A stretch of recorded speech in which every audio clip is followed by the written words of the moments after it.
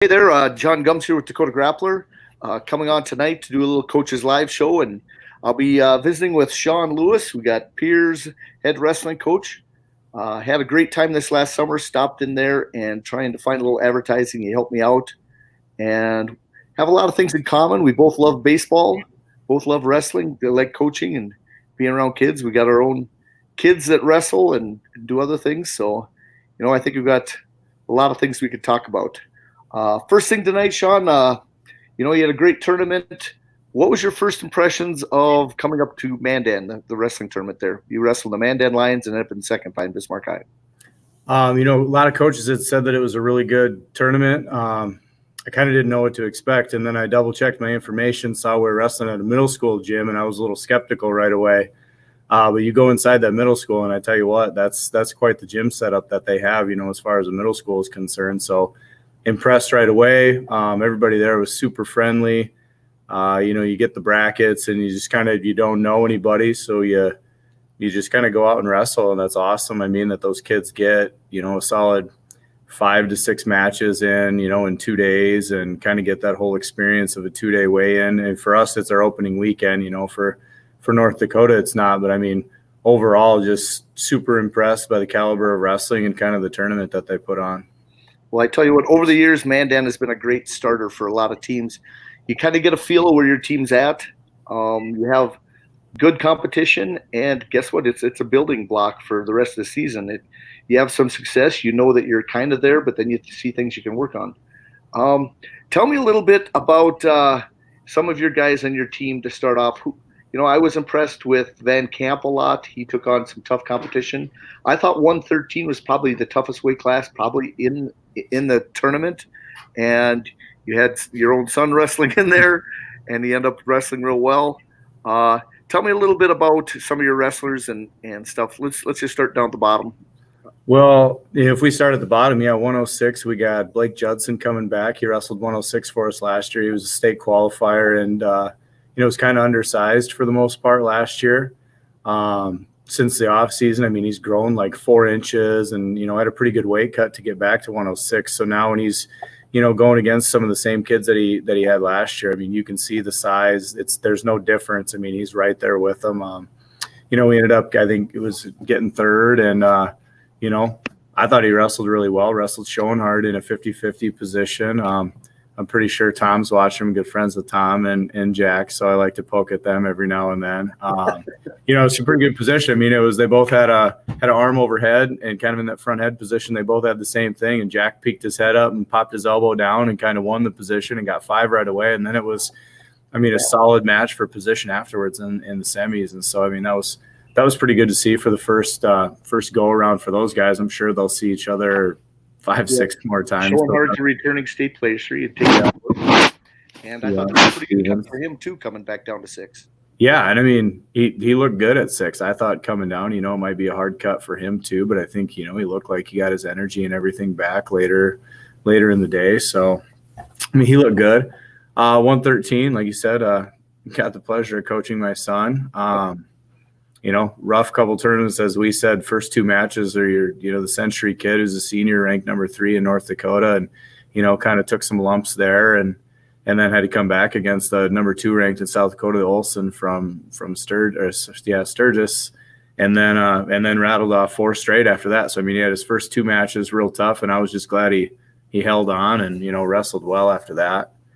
I thought he really turned it around when he wrestled Lewis in his last match there and got that win, that 5-4 win.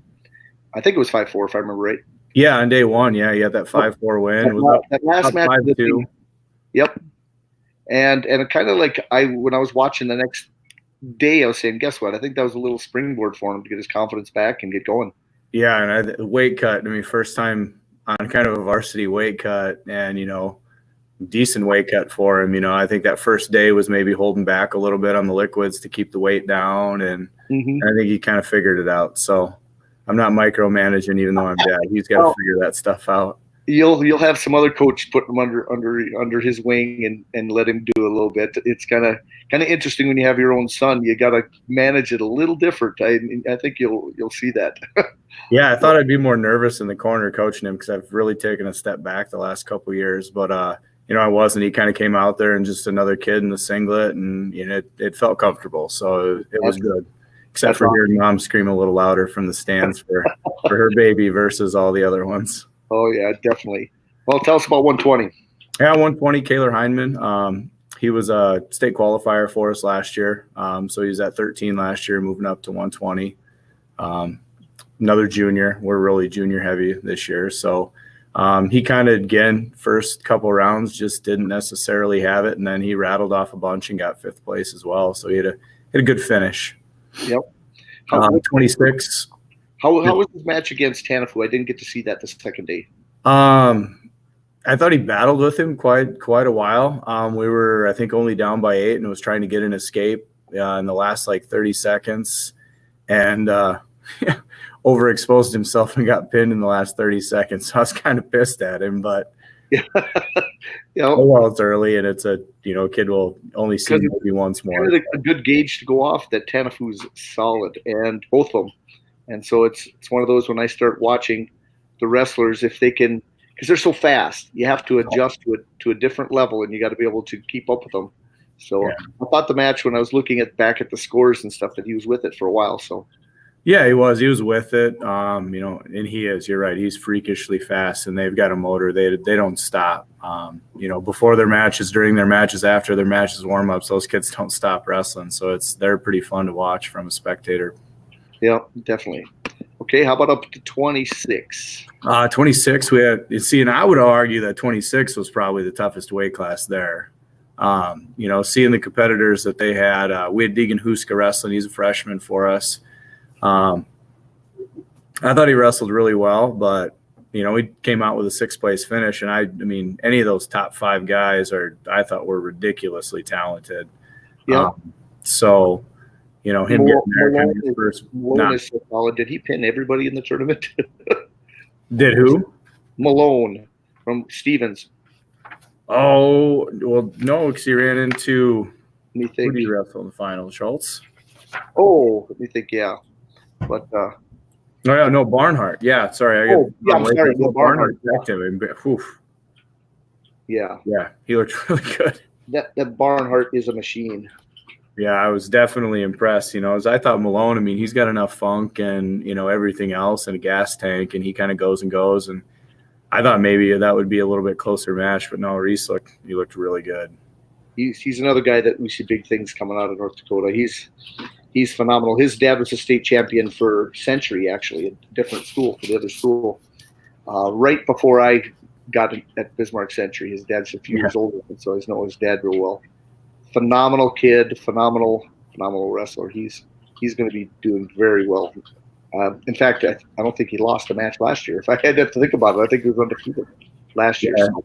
He seems pretty talented just watching him. I mean, technically he's pretty sound, and I think he's, at St. Mary's, not taking anything away from any other coaches, but I mean, he's got some pretty solid technical coaches there as well. So I wouldn't expect anything less. The Melmers are pretty solid. They wrestled at Minnesota and have got some great skills to give their wrestlers. I tell you what, we missed one of their wrestlers this weekend who had a broken hand, and he would have been probably a 45, 52-pounder, 45-pounder. And he already assigned to go to University of Mary, a senior, but he'll be coming back, and I wish he'd have been able to wrestle. It would have been another good one. Okay, let's go to 32. Yeah, 32, we had Hayden Schaefer. He's a sophomore for us. He made the jump from 120 up to 132. Wasn't cutting any weight last year at 120, and now he's cutting a little bit of weight. He grew quite a bit. It's funny, the refs were poking fun of him. They're like, how do you have a 32-pounder that's as tall as your heavyweight? So, I mean, he's got some length. He's a real good kid, but no, he wrestled real well and was in the semis and planted wrong on a whizzer, and, we're still going to wait an x-ray on his ankle. We're hoping it's not broke. Okay. We're hoping it's just maybe a high ankle sprain, and he's back with us in a couple weeks. So otherwise, I mean, he was wrestling super well, and the jumps that kid made. He went to J-Rob this summer, and it just mindset-wise, it changed a lot of things. So I saw the picture of him on Crutches. I was going to ask. I'd actually forgot.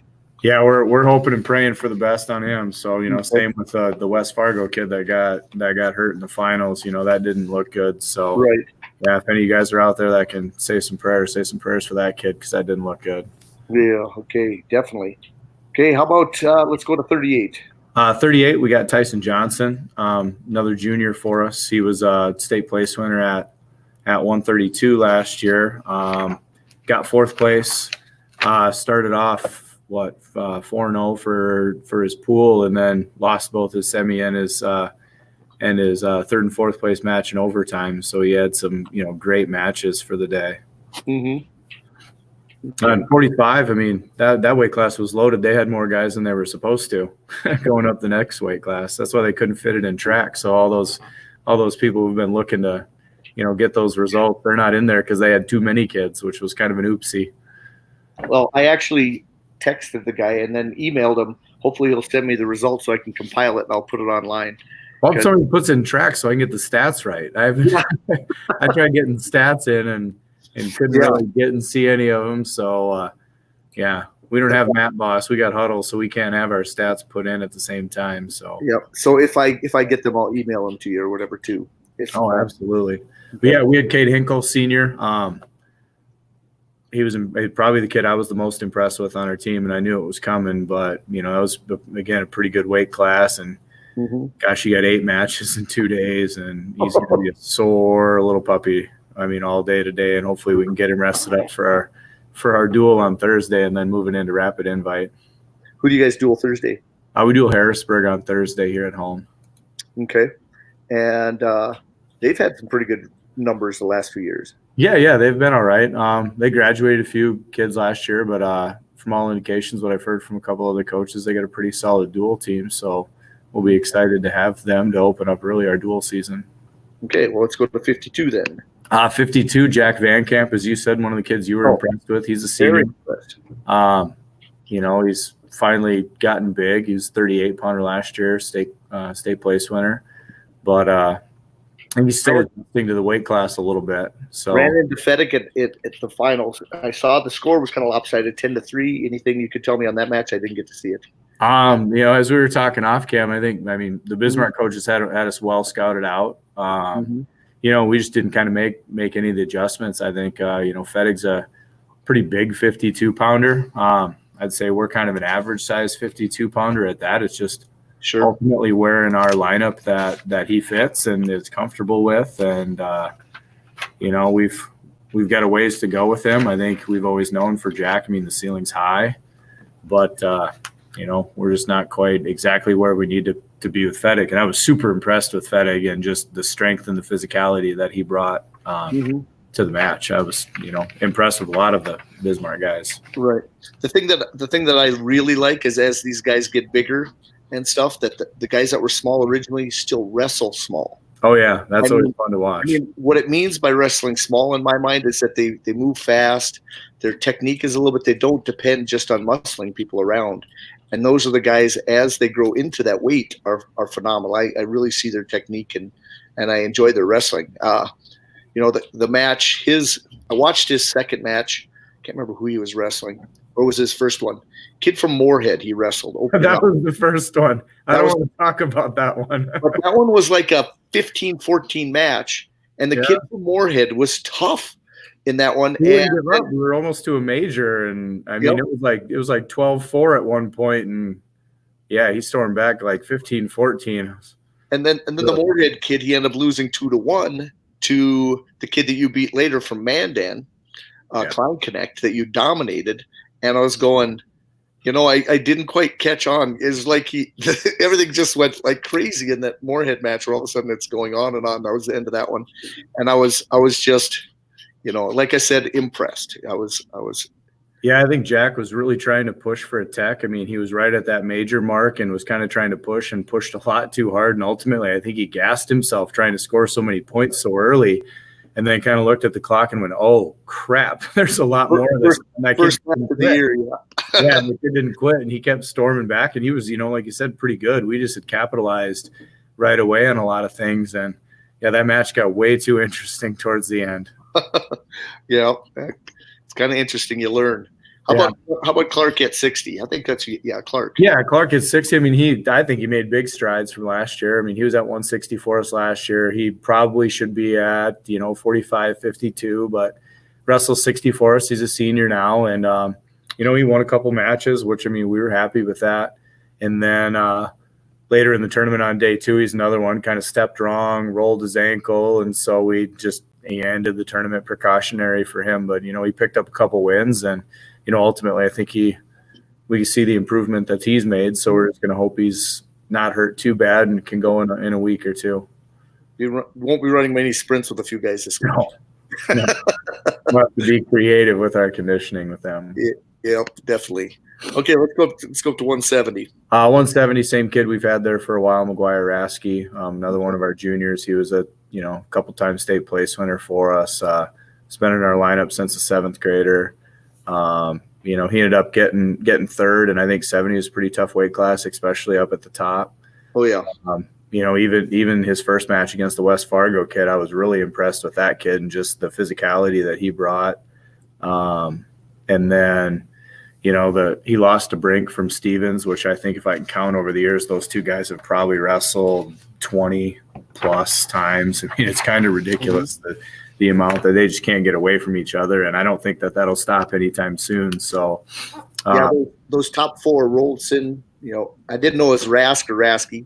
Rasky. Yep, and then Jacobs and Brink. I thought those were all solid wrestlers at 170. Yeah, and then Reese, I mean, jumping up there, he's a 45-pounder last year. I was kind of thinking that, maybe he wouldn't necessarily have the physicality part, but, for being a young kid, he's definitely got it. I mean, he's got the goods. He's going to be so good once he physically develops on what he's got. He's a scrapper, like pretty much every Sturgis kid is. So I can't really say that it's, outside of the characteristics of what they have going on. They've always been like that. But no, I was impressed with them. I think those top 4, you could put them all on the mat again, and who knows how it would turn out next week. So that's interesting. Rasky, we just got to get him a little bit better conditioned. He was one of our. All be in Rapid next week. Yeah, I know we will be. We got to get him a little bit better conditioning. He was one of our kids. Was a huge piece of our football team. Running back and everything. So that first week of practice, we were more focused on getting his body back healthy and things like that. So we're gonna definitely make some push on the conditioning piece of it because the talent's there with all 4 of those guys. So it'll be interesting next time we shake it out. If I forget, congrats on the great football season. Oh, thank you. It was an interesting one. It got long towards the end, but you guys do have a good football team. Okay, let's go to 82.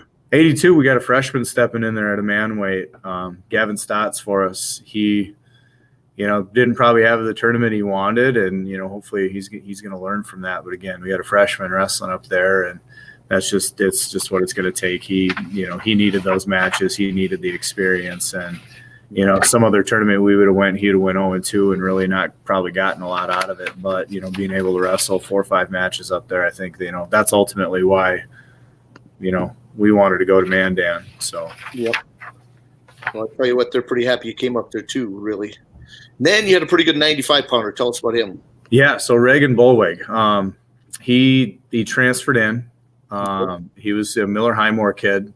So, and really he's kind of Harold, so he even lives closer to Pierre. His mom's worked in Pierre for the last 3 years.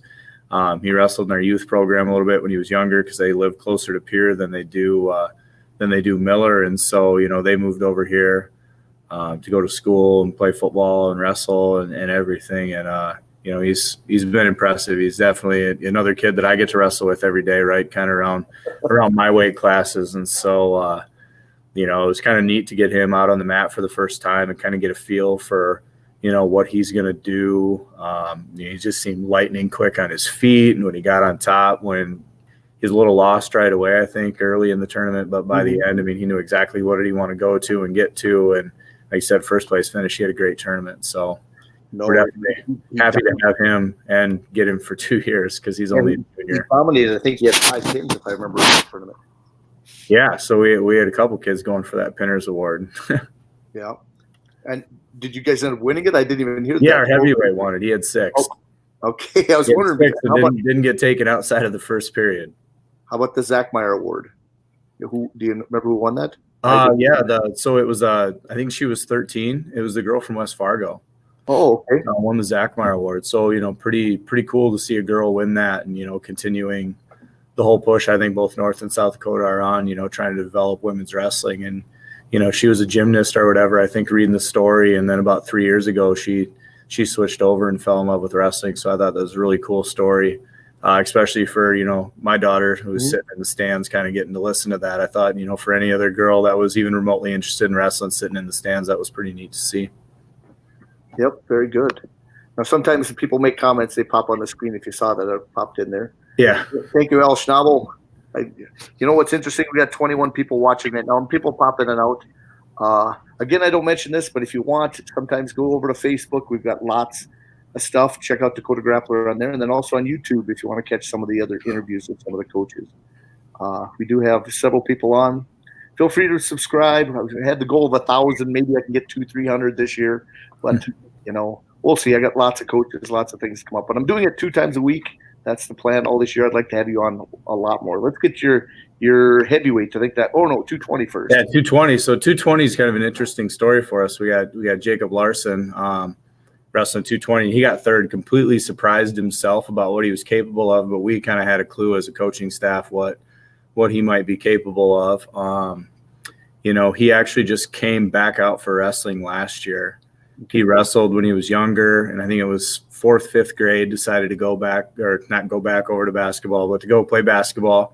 It was kind of the cool thing to do in his class. And there's lots of guys, lots of basketball players in his class. So he went over and was playing basketball. And it was, middle of his sophomore year, kind of after the first 2 weeks of practice, he approached me because I'd been probably nonstop since he was a 7th grader trying to get him to switch back over. Mom, dad, brothers, sister, I'm all over him. And he came back and he's like, I'd like to, come back out for wrestling if you'd have me. And I was like, oh, absolutely, we'll have you. We don't really turn many people down that want to give it a shot. So, he came out last year and, we just worked on a lot of technique and position and stuff like that. And then, we got in the weight room over the summer and did some wrestling, and, we were definitely impressed with what he did. He's, making big strides. The biggest thing I noticed is that a lot of your wrestlers, when I was watching on Friday, you look like you're pinners, and that's scary when it comes to tournament points. Yeah.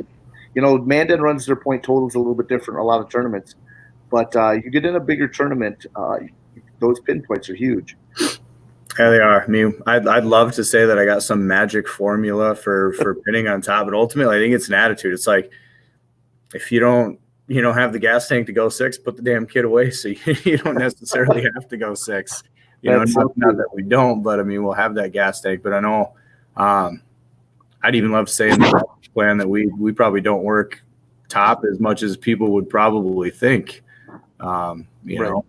But I don't know. It's kind of an attitude. It gets contagious, and when kids start doing it, I mean, it's just something that I think Pierre's always done. It's it's been pretty cool since I've been here. You really don't have to have those conversations about making sure we're putting people away and scoring bonus. The kids just kind of get it and understand it. Right. I've always believed if you can't get to that position to be on top, you're in trouble too, though.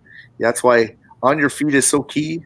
Once you get on top, it's kind of your specialty area sometimes that you have to work. But solid breakdown, solid control, everything else kind of comes natural. And you look like you guys had very good control on top most of the time.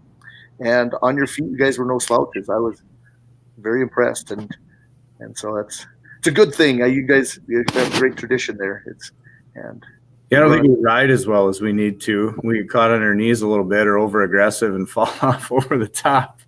Some of the stuff I was picking out, but no, I thought we did pretty well on top, especially for an opening weekend. Definitely.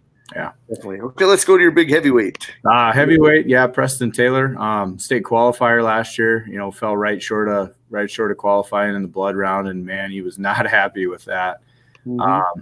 And so he get another kid that got in the weight room pretty well, and filled out the weight class. He's just a lot stronger and more confident than he was last year, and not just neutral position, but I think all of the positions. And so he come out 6 pins, and the kids that he was wrestling, the Moorhead kid was about the tallest drink of water that I've seen out there. I mean, he looked strong. He just didn't necessarily, probably have the wrestling background that other kids did, but he was pretty good. And then, getting to wrestle the West Fargo kid twice, and he looked really good and solid in all of his other matches. And then the other heavyweight I was impressed with was the Turtle Mountain kid for, Okay. kind of a shorter, bigger heavyweight. I mean, he moved. He was actually pretty slick on his feet, and I was pretty impressed. I was hoping we were going to get to wrestle him, but we didn't. And he ended up getting third. So I thought overall heavyweight was a pretty good weight class there too.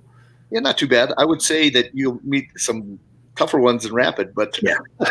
you got Bold Hutmacher coming out there, Menash, and you have several other ones. But no, it was a good starting tournament though for them, where they can get their feel. Heavyweight's one of those weight classes that, if you can survive sometimes those first few matches and get your feet underneath you, you'll do well. Definitely. Yeah, I mean, heavyweights, it's a lot of Preston's matches don't last over the first period. So, okay, whether that's good or bad. What are some of the tough weight classes this year? Well, Sam, it's going to be loaded all over the place. As we start, I'll break down some of the rankings, and I know South Dakota after this weekend, those guys are basically probably bringing out their little formulas. And there's a group of people that love to do it in Pierre. There's a group in Sioux Falls that does it. There's Bon Home area, that Scotland area. Yeah. I always tell my kids that don't worry about the rankings. It's nice to be on them, but guess what? It's for the fans. You guys got more to do than just the rankings. So I don't know. We don't really have too much to do with them. I used them last year a little bit. One of the ratings groups had us at I don't even think we were in the top 10. They put us out of there. And so I don't post them very often, but I posted that one and, where are you? And we weren't on there. And so I think it pissed a bunch of our guys off. So it did exactly what it needed to do. Well, you look at the run you had over the 4 years and the guys who graduated, for you guys to pop back up there again and be right in the mix, right with Stevens. And, that's another good thing last year. I watched as the season went, your team just improved from day one till, day 120 or whatever it is at the end of the season. Definitely. It's a long one. Yeah, I know. Coach Noyes and I were in the room on Thursday night, and we were kind of looking up at the wall and, the crazy run that Pierce had, and we're really 1 year shy of a pretty amazing 10-year stretch with, back in 2007, it was, you go back even that far, and I think it was 2007, Pierre didn't even have a state place winner. Ooh. So nothing. I mean, that would be surprising for a lot of people to see. And then, building from there, and then in 2011, coming up and getting fourth, and then, 2012 getting first, 13 getting first, and then, a second, and then 4 first, and then another second in a row. It's been a pretty cool run, especially, since that whole not having any state place winners. You want to talk about motivation, from that point on, it's been a pretty interesting 10-year run for us. Yeah, I tell you what, it's pretty cool when you look at the whole thing. It's kind of like changing a culture. Yeah.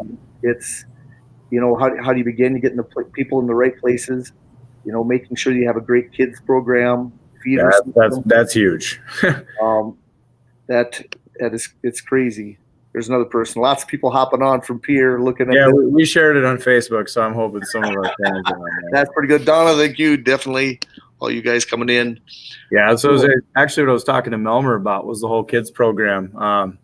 He was talking about inviting us up there, and at the time we weren't in the position to come up there. And then some things happened over the summer, and I was at the national conference in Bismarck. So when we were up there and contacted Mandan's coach, and were able to get in, and Melmer was talking to me this weekend, kind of jarring at me a little bit about, not accepting his offer to get in, and that he had done research on us and our youth program and stuff like that. And, we were kind of going back and forth about him getting his youth program started, and he wanted to know exactly how many kids we had. And I actually had the number because we just had finished registration. So we actually had 150 kids registered in the youth program. It's just nuts. He's like, does everybody in Pierre wrestle? No, pretty much.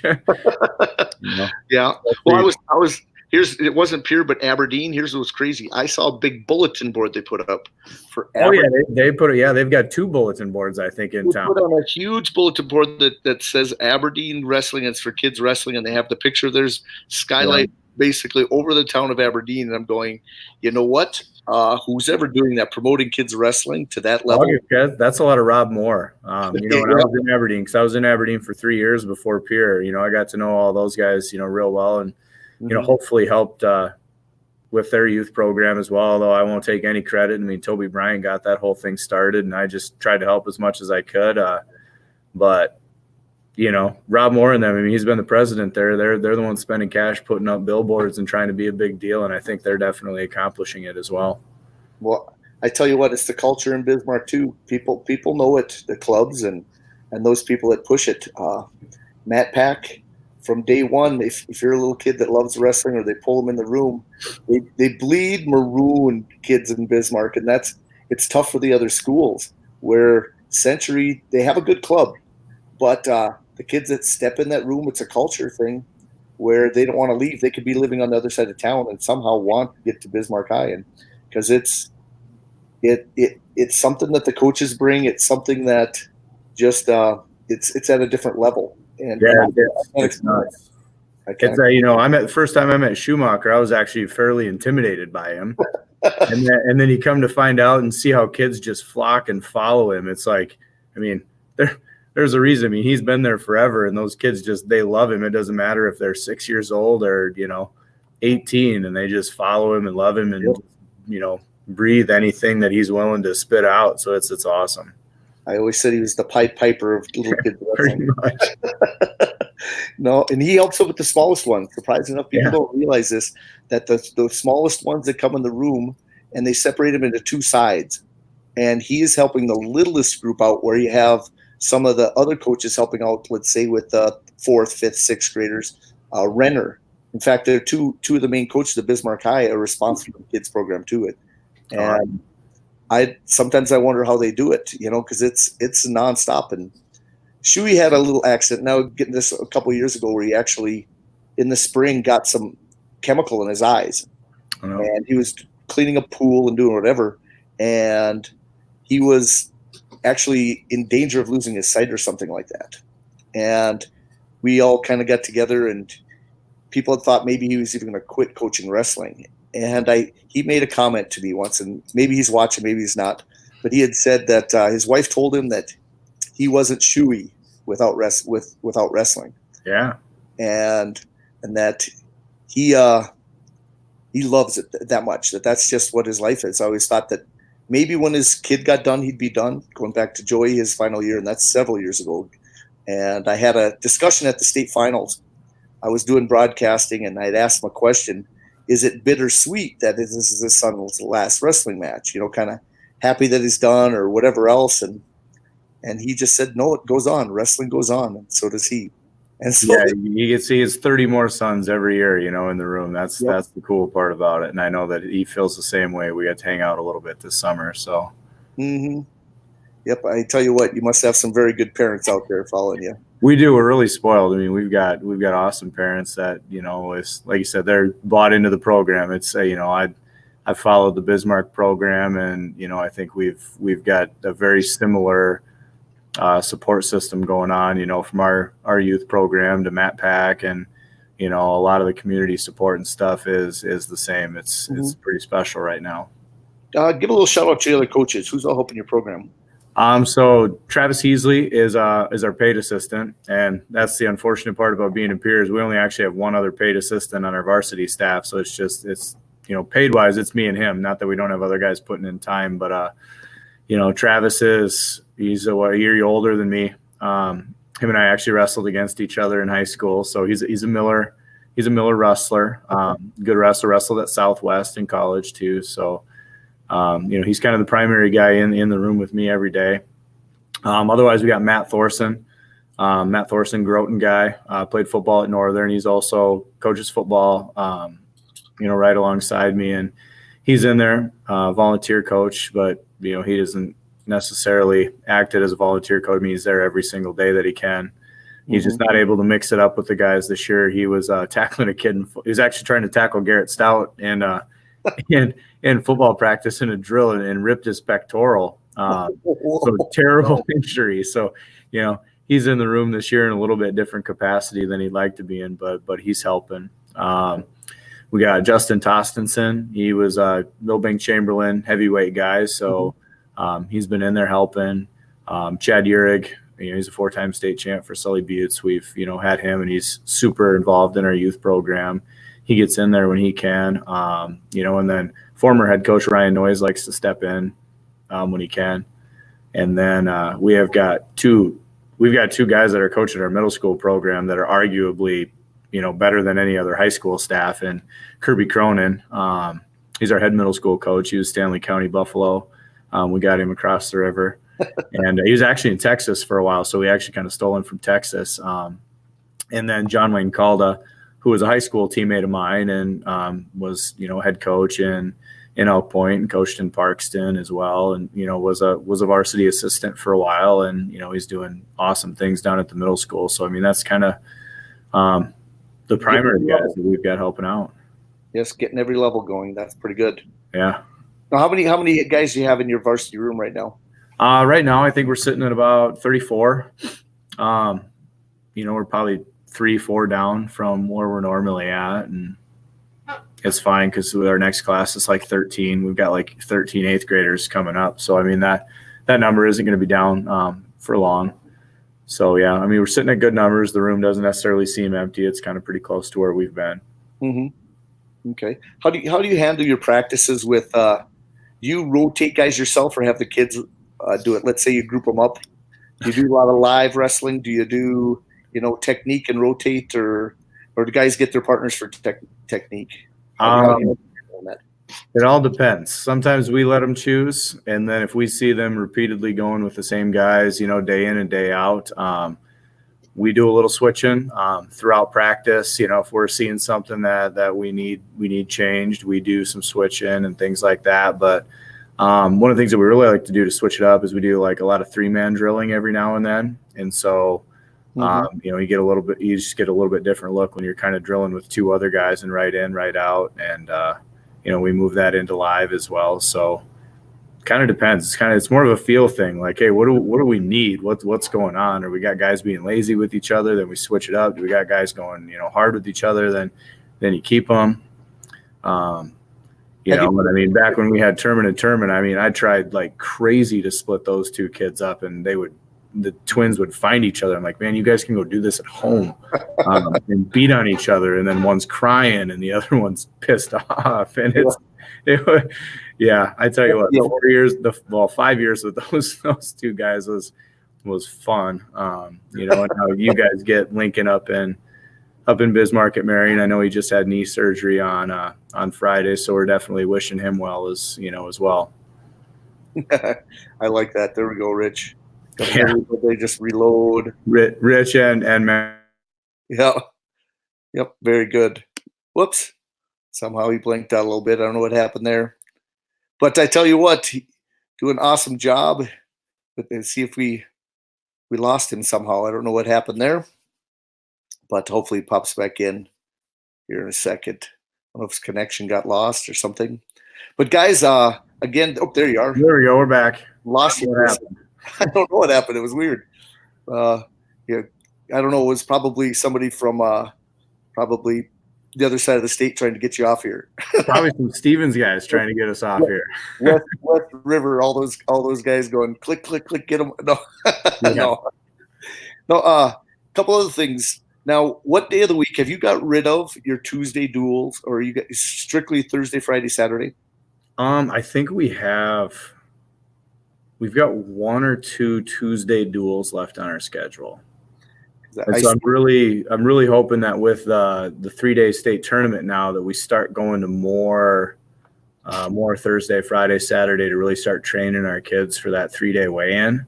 Right. I know I think we've got Brandon Valley on like a Tuesday for a duel, and I'd have to look through the rest of our schedule. We might have one more, maybe at Brookings, and I wish we'd get away with those. Sometimes those are tough. We actually used to duel Brandon Valley on a Monday, which was just terrible. After a Saturday, and it was I have no clue what the history was behind that, but we've since got that moved.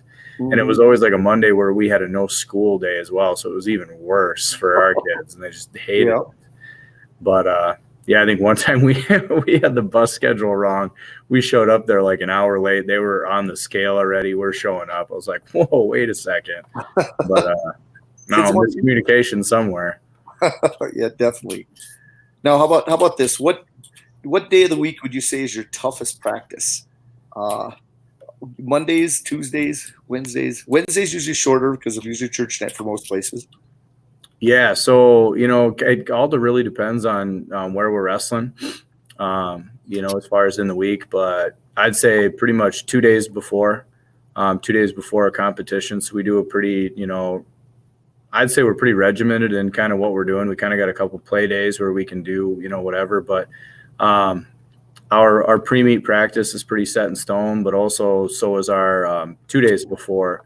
We do a lot of positional stuff and a lot of live situations, and our kids really like that day, and it's pretty snappy practice plan for us. So we're constantly one thing to the next, and pretty much everybody knows. And our guys are really good about getting, making sure they have the toughest partner within a weight class or two. And it's a lot of live wrestling in that practice as well. And, I think that's ultimately, it's one of our best ones, throughout any week, day in and day out. Right. I kind of like when the kids know what's going on. Yeah, pretty much they get within 2 days of a competition, they know what's going on. It's always those first two of the week that they're like, they're a little uneasy. I don't know what we're going to do, or how mad is he from the weekend of, how much conditioning or what we're going to do. So, yeah, Jimmy was late for curfew. We got to go do this. No. Yeah. Were we acting like fools in the hotel or not? Yeah, that might make a difference. Yeah. Absolutely. Okay. Well, I tell you what, we've had a great talk. Anything else you want to bring up? I'm trying to keep these down so we're not an hour long. I know we could talk wrestling forever, but tell me a little bit about your schedule coming up besides the Rapid tournament this weekend. What does your schedule look between now and Christmas? So we've got, like I said, a Harrisburg duel on Thursday at home, and then out to the Rapid Invite for Friday, Saturday. And then the following week on Thursday, we go to Aberdeen for our ESD duel there. And we're doing kind of an interesting thing. We're actually having a middle school duel before the JV duel, before the varsity duel. So, it's kind of a couple neat things that we're trying to do to, help those kids bridge that gap, kind of feel like they're involved and get the excitement of a duel as well.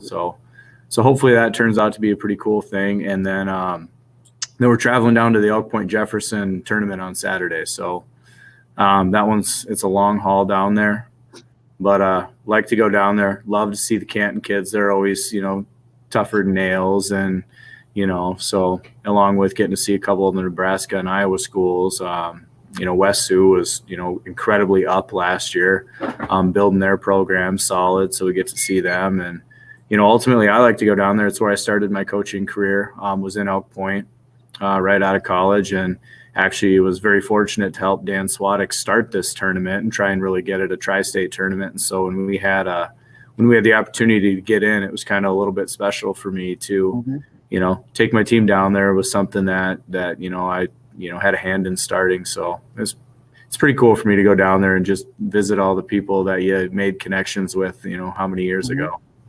Out of a lot of places I've been in Elk Point several times. I've never been to the high school. That's one place I haven't been. Oh, great school. For a school of their size, the school I think was built in maybe 2002, 2003. So, things are really updated and, kind of great gym, murals on the wall, everything. The only thing different for our kids is we go down and we stay at the Hometown Inn, which is in Elk Point. And you don't get a room key card, you get a room key. Yep. And so we got those. They're like, oh my Lord, what are we getting into? Yeah, what are we getting ourselves into? So the running joke was about how great the hot tub was. Yep. That's pretty good. Last weekend in Elk Point, of course, there is no hot tub. And the pool. There's no pool. Yeah. As we found out last year, 2 years ago, I didn't have a shower. I had to put the shower bucket underneath there and run water in it and then dump it on my head. So I had a rinse before.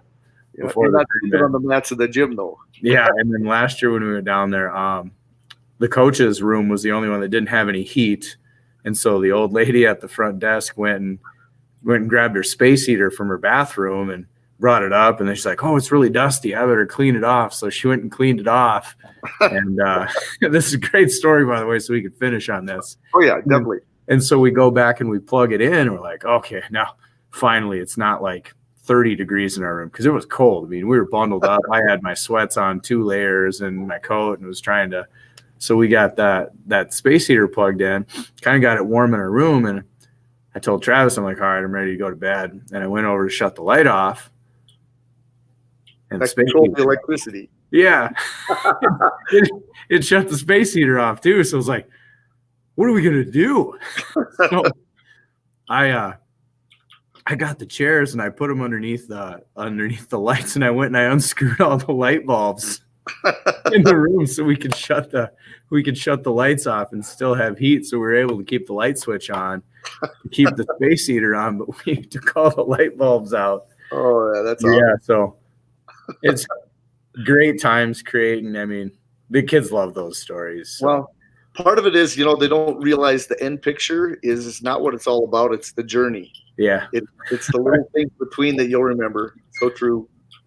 Yeah. No, they have a blast there every year. They just complain about how far it is, and that's pretty much it, because it's a haul. Yeah. Well, again, I'm very happy to have you on, Shawn. I'm wishing you the best as the season goes, and hopefully we can visit again as it goes. Absolutely. Thank you. Anytime you want to have me on, I'll be on. Okay, awesome, Shawn. Well, guys, Dakota Grappler, you guys follow the sport. We all love wrestling. Get a chance to promote it. You do it. Share this video. Share the other stuff. I'll be on many more times this year, and just support those Gums. Definitely. Yeah, go Gums. You betcha. Have a good night.